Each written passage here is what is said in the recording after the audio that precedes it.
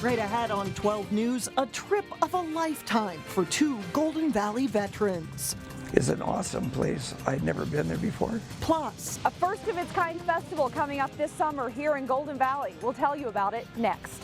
But first, music fans all over the Northwest Metro pay tribute to Prince. Anybody comes and visits you in Minnesota, the first thing they think of is Prince. 12 News starts right now. Thanks for joining us. Shock and sadness fills the music world after news broke that Minnesota music legend Prince has died. At Down in the Valley Music Store in Golden Valley, Prince albums were flying off shelves while fans paid tribute. It's so unexpected. I didn't know anything about it, and my phone started blowing up, and I've seen him in concert back in July 7th of '07. He did about 4 concerts, I think, in the Twin Cities. One was at the Target Center, but he performed, I think, at a couple of other venues. It was just like a grueling day of Prince as of 7/7/07. We saw what happened when Michael Jackson died, but this is Twin City centric, so locally this is going to be an even bigger deal. We've already got people calling in looking for copies of whatever they can get their hands on. It's been nuts already. Prince died at his Paisley Park studio in Chanhassen. He was 57 years old. In Minnesota, Prince was as popular as the lakes and the Mall of America. Anybody comes and visits you in Minnesota, the first thing they think of is Prince. They think of First Avenue. They think he still owns the building, which I don't think he ever did. The movie, it put Minneapolis on the map. He is Minneapolis, music-wise. And just last week, Prince was supposed to fly from Atlanta to the Twin Cities, but had to make an emergency landing in Moline, Illinois, where he was rushed to the hospital. Prince reportedly had been fighting the flu for weeks. In other news, police are investigating an armed robbery at a Plymouth gas station. It happened just before 10 o'clock Wednesday night at the BP gas station on Plymouth Boulevard. 3 men entered the store. 2 of them displayed guns to the cashier, while the 3rd man stole merchandise and an undisclosed amount of cash. Police say all 3 fled the area on foot. Authorities continue to investigate. And police continue to search for the person in this photo. She robbed a Brooklyn Center bank. The woman entered the Wells Fargo Bank in the 5600 block of Brooklyn Boulevard and implied that she had a weapon. The FBI is investigating whether the same woman may be responsible for 2 other bank robberies. Gay pride festivals are often connected to some of the nation's largest cities. But Golden Valley could be one of the first suburbs in the Midwest to host a gay pride festival on a smaller scale. Reporter Shannon Sladden spoke with organizers today to see what is planned for June. The Gay Pride Festival and Parade in Minneapolis has become a colorful, celebrated part of every summer. This year, some Golden Valley residents want to capture part of this festival spirit and bring it to Golden Valley. I wanted an event that was a little less intense than that can be and a little more family friendly. Peter Knably has been working on developing a Pride Festival in the suburbs since last fall. I had learned that Golden Valley had the highest percentage of LGBT families and households in the state of Minnesota, and I thought it'd be an appropriate place to begin. We have such a large number of gay families and couples in Golden Valley, and I think we need to embrace that. Committee members started a website and Facebook page to gain momentum and raise money to pay for the festival. Then they booked the Brookview Pavilions to host an afternoon event with food trucks, music, info booths, and bouncy houses. It's just exciting, and I think people are really excited about it. The city, they come and support an event like this, are going to show that they're proud of their city, they're proud of the people that live here, and they're proud of the diversity in their city, and that they're going to celebrate that. Organizers hope by starting small, they can show Golden Valley as a community that doesn't just welcome diversity, it embraces it. And I think this shows that sense of embracing, that they are welcoming, and I think we're going to show that. Activities will begin with an interfaith church service on Sunday morning, June 12th, and then the fun will continue here at Brookview until about 4 o'clock. In Golden Valley, Shannon Slatton, 12 News. Festival organizers have not planned a parade as part of this year's events. You can check out what is planned on the group's website, goldenvalleypride.com. In Crystal, a difficult vote for what some call a bad system. The city council had to decide whether to approve assessments for street repairs in the Twin Oaks neighborhood. That is south of Bass Lake Road and east of County Road 81. 5 miles of street would be fixed at a cost of $4 million. Now, for some people, that means an assessment of $8,000 to $9,000, and that's money they say would create a financial pinch. While some roads are decaying in the neighborhood, some say others are in good shape. It all boiled down to one difficult vote. I do not share the philosophy of using assessments for street reconstruction or for the maintenance of the roads. That being said, we are 2 projects away from having the infrastructure of our roads complete. Nobody likes to pay for it, but everybody enjoys the upgrade, if you will, and the feel-good quality of their neighborhood. And in the end, the city council did approve the project. The council says long-term planning has begun for future street reconstruction that may avoid having to use assessments. This past Saturday was a day to remember for 2 Golden Valley veterans. They were part of an honor flight that took 170 Minnesota vets to the nation's capital for a day of recognition and sightseeing. We get more from Eric Nelson. It was emotional. I had a tear in my eye many times. Emery Erickson and John Kilby are still reflecting on their recent journey to Washington, D.C. This is an awesome place to go. We all wore T-shirts like this. The 2 Navy vets saw 5 memorials in D.C. I wore a cap which said Navy. And were treated like royalty. The most emotional part of it was no matter where we went, we had people stopping us and wanting to shake our hands and thanking us for our service, which was just great. We had a police escort for 3 buses. It was kind of fun to watch him. For Kilby, who was part of World War II and the Korean War, and Erickson, who also served in World War II, the one-day trip was a whirlwind. It was very emotional, and it became more so after I got home at midnight, thinking about everything we did that day. The whole thing seems like a dream at this point, really does. I mean, it was such a compact day and so much going on. The group squeezed as much as possible into their marathon day. They're all heroes. And when the honor flight arrived back in the Twin Cities on Saturday night, this is what they gave out. The vets received a hero's welcome. It was just a mob of people greeting us. The ROTC guys from St. Thomas were there in uniform, and they had other servicemen there. For Emery, it capped off a day of gratitude, unlike anything that identified me as where I served he's ever been part of. And I really have never experienced a lot of people thanking me for being in the service. Yeah, it was clearly a jam-packed day for those who made the trip.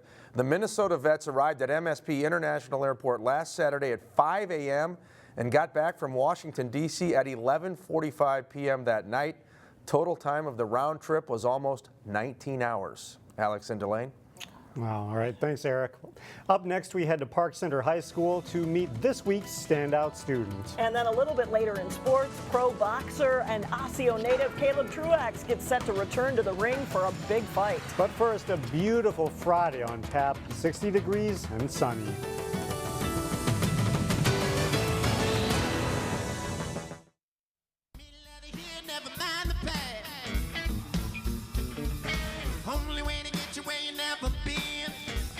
Welcome back. More than 24 students from North Hennepin Community College and Robbinsdale schools are on a journey to learn about American Indian civil rights and culture.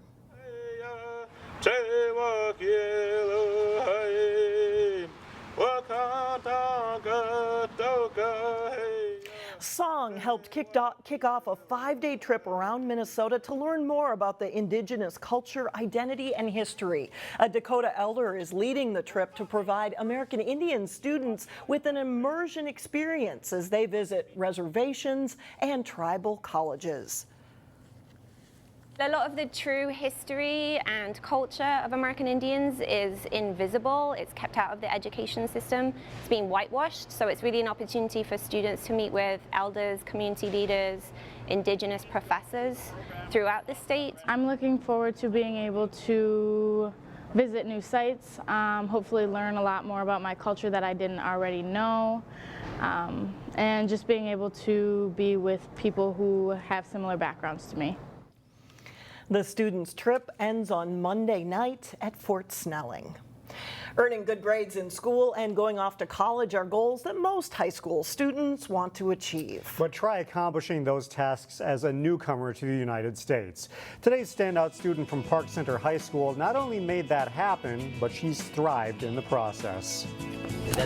When are you guys going for the Spend a few minutes in this physics class at Park Center High School. Did you do the second law of thermodynamics? And it doesn't take long to find senior Martha Oware. What if we forget some of it? Will it affect our grade? Working with her classmates to get to the root of the problem. And she comes into class every day, ready to work hard, infectious smile, infectious positive attitude, looking to work with others, whether to help them understand more or to see what they can offer her. Not bad for a student who's only been in the U.S. since 2012 after emigrating from Ghana. I found friends who helped me adjust well to the environment, and became easier for me. Now, this aspiring architect has a 3.7 GPA and participates in a number of different activities at the school, including one called Mentor Connection, which paired her with a professional at the University of Minnesota's College of Design. This program really helped me a lot because now I know that to be an architect you have to research other stuff, not only the design and construction, but you have to do really good research. In other words, architecture requires hard work. But according to Martha's teachers, lack of effort has never been one of her traits. I think Martha is real typical of a number of our immigrant students who come here and realize their parents have sacrificed a lot for them to be able to go to school here, and they want to make good on that investment their parents have made in them. So far, Martha's doing a great job of that. And above all else, she's having fun in the process. Students like Martha make it delightful to come to school every day. Next year, Martha will attend the University of Minnesota, where she has already been accepted to the College of Design. And we'll be right back. Sports is up next. Armstrong and Wayzata played two classic games in the Section 6 3A baseball championship round last season, with Armstrong advancing to the state tournament. They met up in a regular season game at Wayzata, and Wayzata strikes right away as leadoff man Parker Hlavacek blasts a solo home run over the right field fence in the bottom of the first inning. A couple of hitters later, Will Oberg drives the ball to the fence in deep right center field to score a run for the Trojans. It's a double for Oberg. Wayzata grabs a 2-0 lead. Still in the first, and Jake Marsh drills a hit to deep left field. And this one brings 2 runners home. It's a double for Marsh. Wayzata scores 5 runs in all in the first inning to lead it 5-0. Second inning, and Oberg hits a chopper up the middle to score Hlavacek, and it's 6-0 Trojans. Oberg goes 2 for 4 on the day for Wayzata. They keep hitting in the third as Hlavacek slaps a hit to left. Danny Dice comes in to score to make it 8-0. The Trojans score 4 times in the inning to take a 10-0 lead. In the fourth, Cameron Keenan singles to left. This one scores Ryan Welch. Wayzata adds 3 more as they get 13 hits in just 4 innings at bat. Meanwhile, ace lefty Tom Scoro is almost untouchable. He allows 2 hits and strikes out 11 in 5 innings. Wayzata blasts Armstrong 13-0. It was a little revenge after last year's playoff loss. I was sitting on the bench for those games, but it was tough. It was tough for the seniors on the team last year, and we just kind of want to come out here and make a statement to foreshadow what's to come in sections, hopefully. So. Yeah, it felt really great after losing to them in the section championship last year. I don't know, the whole game just felt good. The defense was working really well, and we just could hit the ball really good. The Armstrong girls lacrosse team has played in the past 3 state tournaments, and they look to win their 2nd straight game this season. They hosted Spring Lake Park. Ann Caldwell gets control of the loose ball and races in for the shot and goal. And the Falcons tie this game up at 3-3. Hannah Schultz busts through the Armstrong defense and gives the Panthers the lead back with this goal. Armstrong goes on a late first half rally. Olivia Hecht finds Hannah Lundquist and she scores for the Falcons. And their freshman Mayula Shamlanasuk scores twice in the final minute, giving her team a 7-5 halftime lead. Armstrong goes on to a close 10-7 win. Caleb Truax is gearing up for another big TV fight. The Osseo super middleweight will face Anthony Durrell on Friday, April 29th in Atlantic City. It's a big opportunity for Truax. Durrell is the former WBC super middleweight champion and currently ranked 8th in the world by Ring Magazine. Truax is grateful for another shot at a big-name fighter. It was almost exactly a year ago that Truax was knocked out by Daniel Jacobs. It was a tough loss for Caleb, the worst of his career. But Truax learned a lot from that defeat and has been working to correct the mistakes he made in that fight. A lot of times I learn more from a loss than I do from a win, just because you can kind of reassess and really take a hard look at what went wrong, what went right. And we've been working really hard in the gym for the past year on trying to correct the mistakes that I made in that Jacobs fight. And I was tipping off my punches a little bit too tight, too tense, and just wasn't boxing the way I know how to box. And it's up to me to make those changes. I mean, nobody else can. We can practice in the gym all we want, but it's up to me to do it in the ring. And so that's what I plan on doing, and just knowing or doing what I know I can in there against Durrell. Truax and Durrell will go 10 rounds, and you can see the fight live on Spike TV next Friday, April 29th. So another good opportunity for Truax. All right, thanks a lot, Jay. Well, still ahead, a rarity draws lots of laughs at Osseo High School. We'll be right back.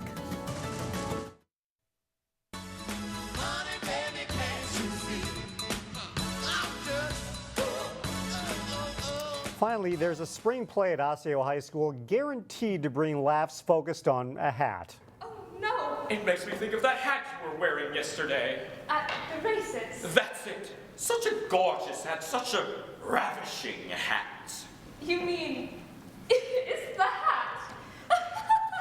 That is the Italian Straw Hat, a fast-paced French comedy on stage for just 2 days at Osseo High School. It's the first time in 10 years that the high school has staged a spring play. That's thanks in part to a new activities director. With the spring play being its first year back, I wanted to make sure that as many kids as wanted to be a part of it could be. So this has a giant cast for a straight play. I believe we have 28 in the cast right now as it stands, which is gigantic. The Osseo play is on tonight. That's Thursday evening with 2 more showings on Saturday. And that is all the news for now. Thanks so much for joining us. We'll see you back here again tomorrow starting at 4 o'clock.